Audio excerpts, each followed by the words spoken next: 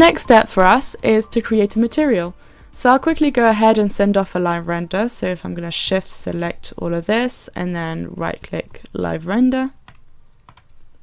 Now we will start by creating a material and then merging it with the rest of the scene. So I'm going to hit tab and material, and then I'm just going to move this down, hit tab, merge, and I'm just going to link this up over here so we can see that we now have a material section in our scene graph. Now if I hover over my material node and hit E, then you can expose its parameters, and I'm just going to rename this green mat. So I'm going to create a green material, and we're going to keep the action as create new material.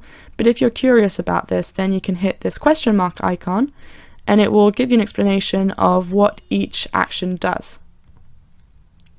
Now if I move down, you can hit this add shader box and you will get a drop down menu.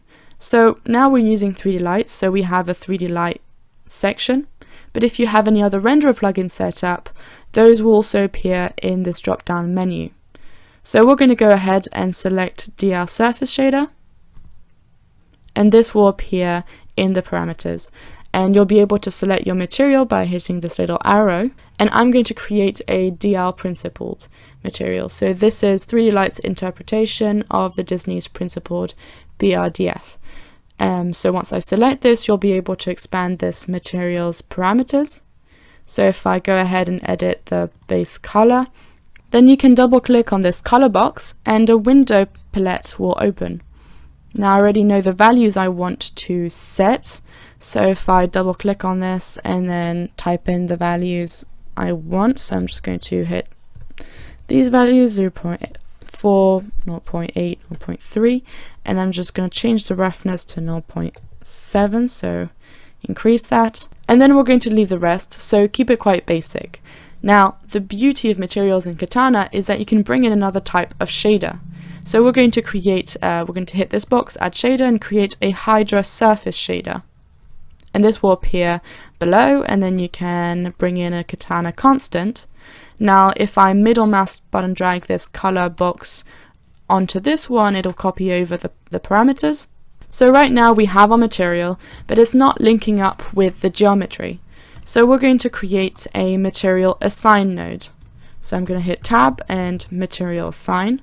Place this underneath here and hover over this node and hit E. Now what the material assigned nodes needs is the path to the geometry and the path to the material. So I'm first going to middle mouse button drag my geometry over to my add statements, and then I can do the same, middle mouse button drag the material over to material assign. And now our materials are linking up with our geometry.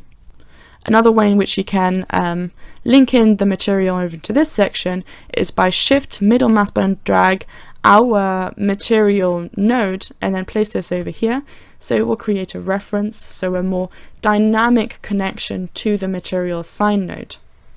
However, it is better practice to have an absolute path rather than a referenced connection, since it gives you more control. So at this point I'm just showing you the different ways in which you can make these types of connections.